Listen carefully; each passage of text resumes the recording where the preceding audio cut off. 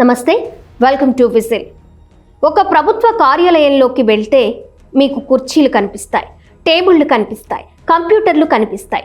కానీ అక్కడ అత్యంత శక్తివంతమైంది ఇవేవీ కాదు, ఒక ఫైల్.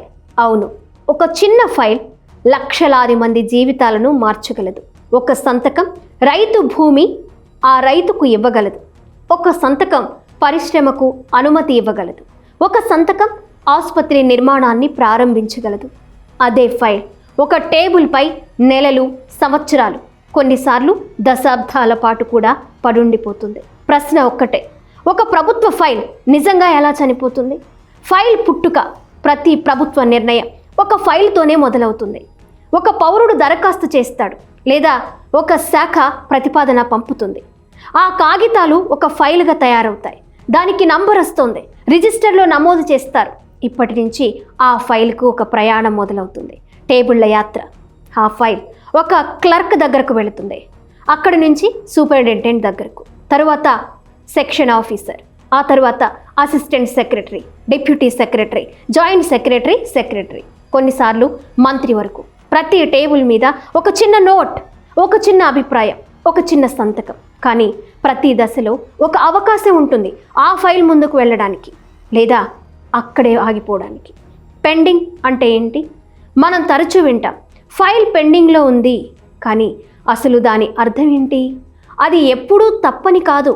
కొన్నిసార్లు నిజంగానే మరింత సమాచారం అవసరం కావచ్చు, చట్టపరమైన అభిప్రాయం అవసరం కావచ్చు, ఆర్థిక శాఖ అనుమతి అవసరం కావచ్చు. కానీ కొన్నిసార్లు పెండింగ్ అనేది ఇప్పుడే నిర్ణయం తీసుకోవాలనుకోవడం లేదు అనే పరిపాలనా స్థితిని కూడా సూచించవచ్చు.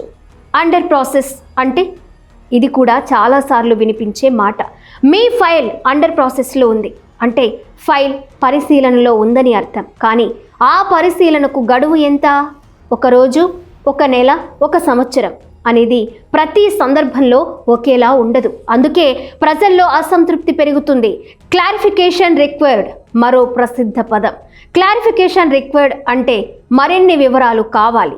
కొన్ని సందర్భాల్లో అది పూర్తిగా సమంజసమే. కానీ పూర్తి సమాచారం ఇచ్చినా మళ్ళీ కొత్త వివరణలు అడిగితే ప్రక్రియ మరింత ఆలస్యం అవుతుంది. ఆలస్యం ఖరీదు ఎంత? ఒక రోడ్డు ప్రాజెక్టు ఆలస్యం అయితే ఖర్చు పెరుగుతుంది. ఒక ఆసుపత్రి ఆలస్యం అయితే రోగులు ఇబ్బంది పడతారు. ఒక సాగునీటి ప్రాజెక్టు ఆలస్యం అయితే రైతులు నష్టపోతారు. ఒక పరిశ్రమ అనుమతి ఆలస్యం అయితే ఉద్యోగాలు ఆలస్యం అవుతాయి. ప్రతి ఆలస్యం కేవలం ఫైల్ ఆలస్యం కాదు, దాని వెనుక ప్రజల జీవితం ఉంటుంది. రైట్ టు ఇన్ఫర్మేషన్ యాక్ట్ వచ్చిన తరువాత చాలామంది పౌరులు నా ఫైల్ ఎక్కడుంది అని అడగడం ప్రారంభించారు. దాంతో కొన్ని సందర్భాల్లో నెలల తరబడి కదలని ఫైళ్లు అకస్మాత్తుగా కదిలిన ఉదాహరణలు వెలుగులోకి వచ్చాయి. ఆర్టీఐ వల్ల ప్రభుత్వ పనితీరుపై ప్రజలకు మరింత సమాచారం లభించడం ప్రారంభమైంది. అయితే అన్ని సమస్యలు పరిష్కారమయ్యాయని చెప్పలేం. డిజిటల్ గవర్నెన్స్ వచ్చాక ఇప్పుడు చాలా శాఖల్లో ఈ ఆఫీస్, ఆన్లైన్ ట్రాకింగ్, డిజిటల్ ఫైళ్లు, ఈ సంతకాలు వచ్చాయి. ఇవి పారదర్శకతను పెంచే ప్రయత్నాలు. అయినా ప్రతి ప్రక్రియ పూర్తిగా వేగవంతమైందని చెప్పలేం. ఎందుకంటే సాంకేతికత మారడం ఒక విషయం, నిర్ణయ ప్రక్రియ వేగం మారడం మరో విషయం. డిజిటల్ ఫైల్ కూడా ఒక అధికారి నిర్ణయం కోసం వేచి ఉండాల్సి రావచ్చు. మరి ఫైల్ను ఎవరు చంపుతారు?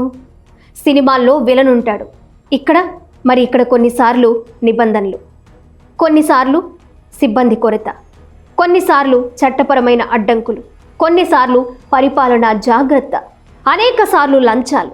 ఈ కారణాలన్నీ కలిసి ఒక ఫైల్ ప్రయాణాన్ని నిలిపివేయచ్చు. ప్రజాస్వామ్యంలో ఒక ఫైల్ అంటే కేవలం కాగితాల కట్ట కాదు, అది ఒక రైతు ఆశ, ఒక విద్యార్థి భవిష్యత్తు, ఒక రోగి ప్రాణం, ఒక వ్యాపారి పెట్టుబడి, ఒక గ్రామం అభివృద్ధి. అందుకే ప్రభుత్వంలో అత్యంత శక్తివంతమైంది ఫైల్ కాదు, ఆ ఫైల్పై సమయానికి నిర్ణయం తీసుకునే వ్యవస్థ. ఎందుకంటే ఫైళ్లు మాట్లాడవు, కానీ అవి ఆలస్యమైతే ప్రజల జీవితాలు మాత్రం మాట్లాడతాయి. ప్రజాస్వామ్యంలో ఒక ఫైల్ ఆలస్యం కావడం కొన్నిసార్లు ఒక జీవితమే ఆలస్యం కావడం కావచ్చు. నిజం కోసం, ప్రజల కోసం రాజీ లేని పోరాటం. Whistle news. Please subscribe and share.